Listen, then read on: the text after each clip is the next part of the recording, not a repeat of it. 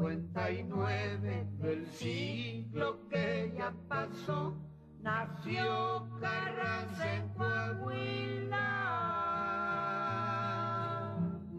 y en el campo se formó.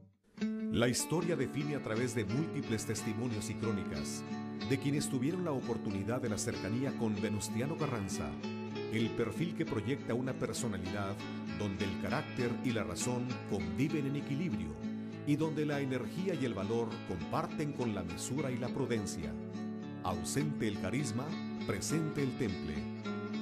Su conciencia de responsabilidad se refleja en su voluntad para enfrentar con liderazgo determinante la urgencia y gravedad del momento en que Victoriano Huerta había roto el orden constitucional y criminalizado su ambición al deponer y ordenar la muerte del presidente Francisco I. Madero. El 19 de febrero de 1913, el Congreso del Estado Independiente, Libre y Soberano de Coahuila de Zaragoza resuelve conceder al gobernador poderes y facultades extraordinarias para integrar una fuerza militar que reponga en orden jurídico y cancele la opción de permanencia al usurpador. Carranza logra sumar apoyos para la causa constitucionalista.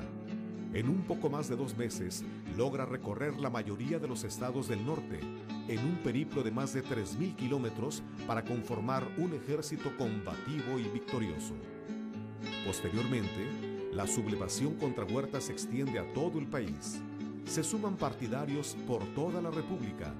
Carranza reafirma su fuerza y liderazgo, al tiempo que va descubriendo una gran diversidad de visiones y voluntades, algunas contrastantes, de aquellos que, como él, proponen un nuevo orden social y político. El 20 de agosto de 1914, pudo entrar triunfante a la Ciudad de México, una vez que fue disuelto el Ejército Federal en que el huertismo depositó sus últimos vestigios. Hoy se le conceptualiza como puente entre siglos, por su convivencia circunstancial con el gobierno porfirista y su posterior defensa de Madero y Pino Suárez y el régimen institucional mancillado. Como gobernante, Carranza fue un convencido del sistema federal y apoyó decididamente la autonomía municipal, nutrido seguramente por la experiencia como alcalde de su natal Cuatro Ciénegas.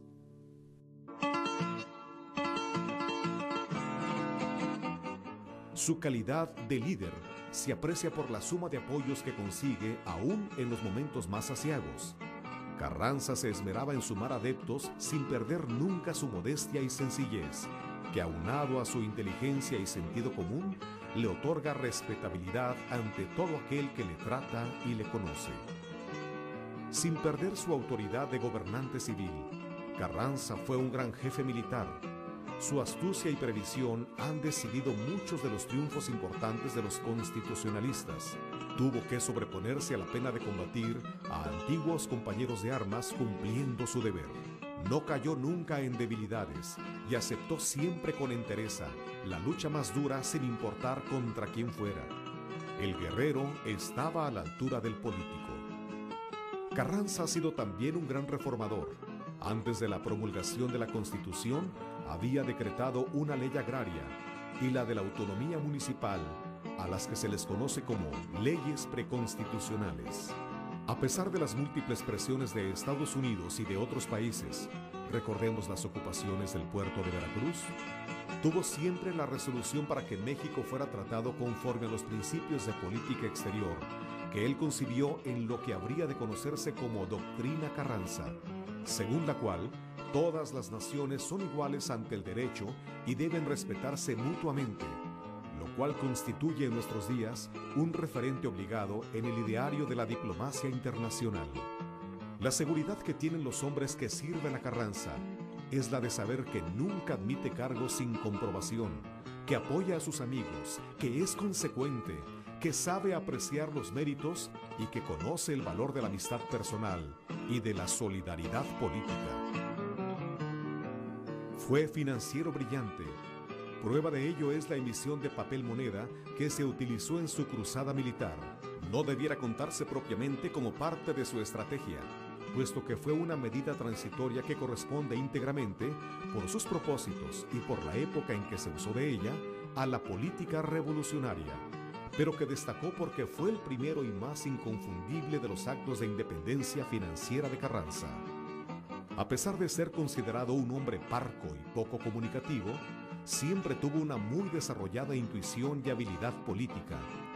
Consciente de que la información es convicción, tuvo la visión para crear su propio periódico itinerante que le permitía llegar a cualquier plaza y comunicar sus ideas y propuestas, e incluso disposiciones legales. El periódico El Constitucionalista fue una de las armas más efectivas de su movimiento.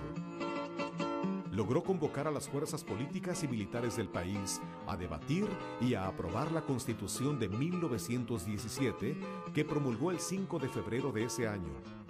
Ahí se reflejan las más altas aspiraciones por las que tantos mexicanos lucharon y murieron. En su momento fue considerada la más avanzada del mundo. Ya con el nuevo orden jurídico, Carranza tomó protesta como presidente constitucional de la República el 1 de mayo del mismo año. Inició la gran transformación de México, todavía con amenazantes resabios de la lucha armada. La efervescencia política por la sucesión presidencial en 1920 llevó a un grupo de sonorenses y algunos políticos y militares de otros estados a desconocer su gobierno mediante el Plan de Agua Prieta, que se convirtió en una persecución que le costaría la vida al ser asesinado por quienes debieran protegerlo en Tlaxcalantongo, Puebla, el 21 de mayo de 1920.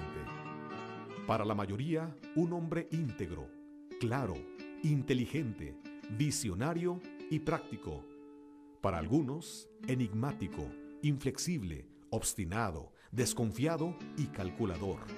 Venustiano Carranza perdió su vida ante la artera arma de la traición. El 19 de febrero, día que fue escogido para celebrar año con año a nuestro Ejército Nacional, nos remite necesariamente a la misma fecha de 1913, en que el Congreso de Coahuila asumió una postura patriótica al iniciar desde la legalidad un gran movimiento para reponer el orden constitucional. Ese mismo día, pero en 1917, Venustiano Carranza, mediante un decreto, inició la creación de nuestro actual Instituto Armado. Por eso, en Coahuila celebramos con tanto orgullo el origen coincidente de nuestro glorioso Ejército Nacional con la historia de nuestra patria chica.